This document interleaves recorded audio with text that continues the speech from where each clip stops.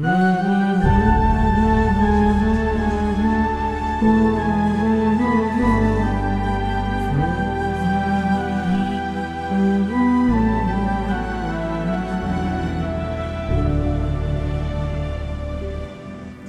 গুলি লাগছে আমার পরে 5 দিন পরে সে মানে 10 আগস্ট এসে বলতেছে পা কেটে ফেলতে হবে। আব্বু কাগজপত্র নিয়ে এখানে ওখানে দৌড়াদৌড়ি করছে পা রাখার জন্য, পা রাখতে পারে নাকি, কিন্তু কোনোখানে যে লাভ হয় নাই। আর যখন বলছে পাটা কেটে ফেলবে আমি ঠিক থাকতে পারি না, নিজেকে ঠিক রাখতে পারি নাই। যে আমার যখন গুলিটা লাগে আমি তখনও ভাবছিলাম যে না আমার গুলি লাগছে, আমি এখনো বাঁচবো, আমার বাঁচার চান্স আছে যদি পুলিশ আমাকে আরেকটা গুলি না করে। তখন আমি আত্মবিশ্বাস হারাই নাই। ডাক্তার বলছিল যে তুমি 6 ঘন্টার মধ্যে ট্রিটমেন্টটা পেলে তুমি হয়তো বা চিকিৎসা তোমার পা রাখা যেত। এখন মাঝে মাঝে চিন্তা করি যে আমার পা ছিল, আমি খেলাধুলা করতেছিলাম, এখন আমার পাটা নাই, এখন আমি কি করব, আমার লাইফটা কি হবে, আমার ভবিষ্যৎ কি হবে। আমার হাই ফ্যামিলির না, আমার মধ্যবিত্ত। এখন এই অবস্থায় আশা করি যে আমাদের হয়তো বা কিছু করবে সরকার। শুধু আল্লাহই জানে আমার যে কেমন লাগে। আমার সারা রাত ঘুম হয় না, ওর চিন্তা ভাবনায় কি ছিল কি হইলো আর আমি কি করবো, আমি কোন অবস্থায় আছি। তোমাদের কাছে আমি আর কিছু চাই না, আমার ছেলের জান ভিক্ষে দিয়ে দাও, আমার ছেলেটার বাঁচায় রাখো। আমার ছেলে যদি আমার মা কয়ে ডাক দেয় ওটাই আমার শান্তি।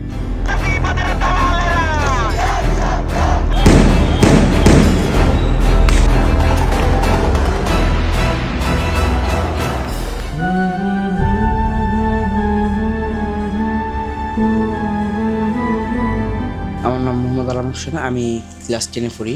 ব্র্যাক ইউনিভার্সিটির কিছু ভাইরা ছিল পুলিশের সাথে পাল্টাপাল্টি হামলা শিকার হচ্ছে, তখন তাদের সাথে আমি যাই, রাস্তায় যাই, তখন আমার সামনে একজনের গুলি লাগে আর কি।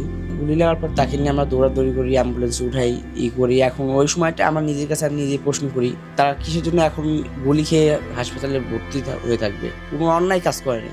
ওইটা ভেবে আর কি ওই ব্র্যাক ইউনিভার্সিটির ভাইদের সাথে আমি এই আন্দোলনে যোগ দিই তাদের সাথে।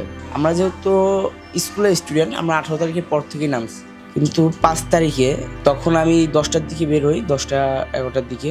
আমি এখান থেকে আমাদের হাতিঝিল থেকেই আন্দোলনটা শুরু হয় আসলে। আমাদের রামপুরা ব্রিজের পর তখন আমরা আন্দোলন করি, শুনতে পারি সেখানে পদত্যাগ করছে, হ্যান্ডমাইক দিয়ে বলে দেয় তাদেরকে যে আপনারা চলে যান। পুলিশ এক পর্যায়ে কি করে, ওরা নাই করে আওয়ামী লীগের দোসরে বা আওয়ামী লীগের কিছু নেতাকর্মীর কথা শুনে আমাদের উপর অরিজিনাল বুলেট মানে শুরু করে।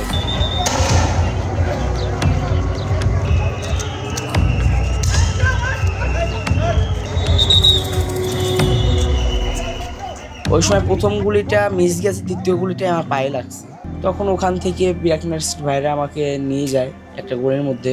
পুলিশ তাদের উপর হামলা করে, তার আত্মরক্ষার জন্য আমাকে ওখানে রেখে পালায়। আমি ওখানে পড়ে প্রায় 4 জন পুলিশ আমাকে লাথি দেয় পিঠে, আরো পুলিশ ছিল আশেপাশে, আমাকে লাথি যতক্ষণ না আমি মানে জ্ঞান হারাচ্ছি বা একদম চুপ হয়ে যাচ্ছে ততক্ষণ আমার পিঠে লাথি দিয়েছে। এক পর্যায়ে আমি ব্যথা সহ্য করতে না পেরে দাঁতে ভর দিয়ে আমি ওখানে ব্যথা সহ্য করে নিয়েছি কোনোভাবে, কিন্তু আমি অজ্ঞান হয়েছিলাম না ওই সময়, আমি অজ্ঞান হওয়ার ভান করছি এমন কিছু।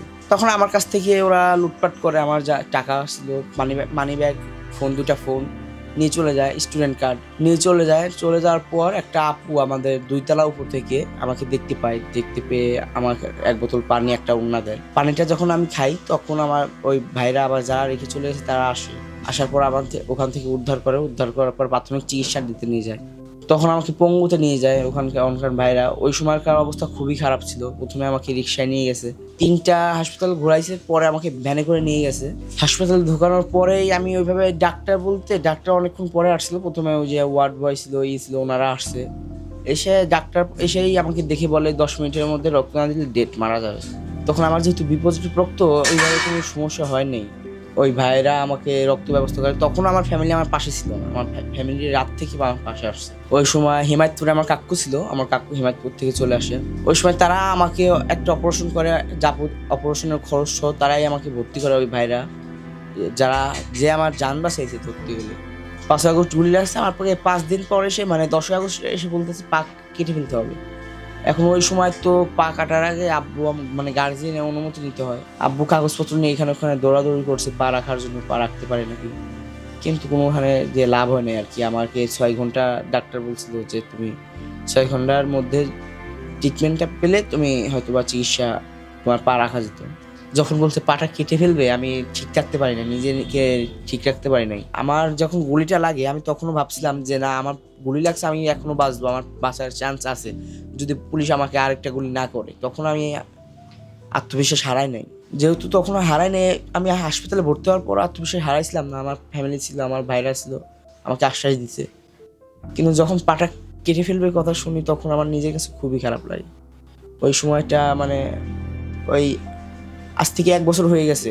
এই সময়টা জুলাই মাস, এই জুলাইকে কখনো আমরা ভুলতে পারবো না। যেভাবে গুলি, যেভাবে আমাদের হামলা করছে, এটার বিচার আজও কোনো ঠিকভাবে পাবো কিনা কি সন্দেহ। হয়তোবা আশা করি আমাদের পরবর্তী সরকার বা বর্তমান তৎকালীন সরকার আমাদের বিচারটা করে দিবে।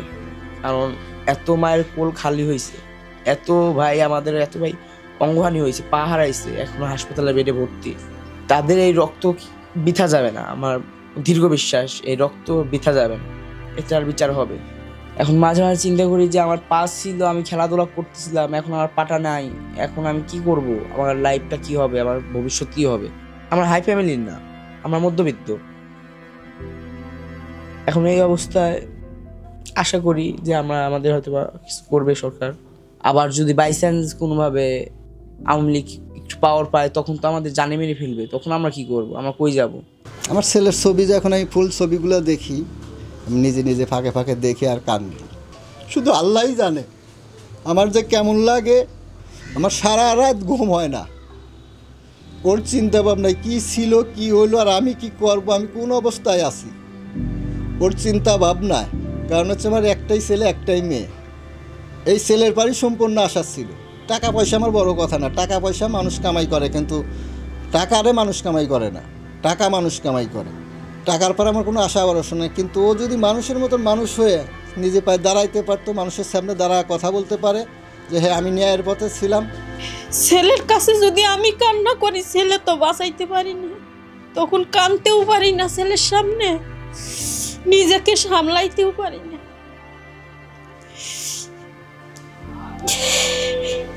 তখন কষ্টের কথা আমি আমার মুখ দিয়ে বলতেও পারি না।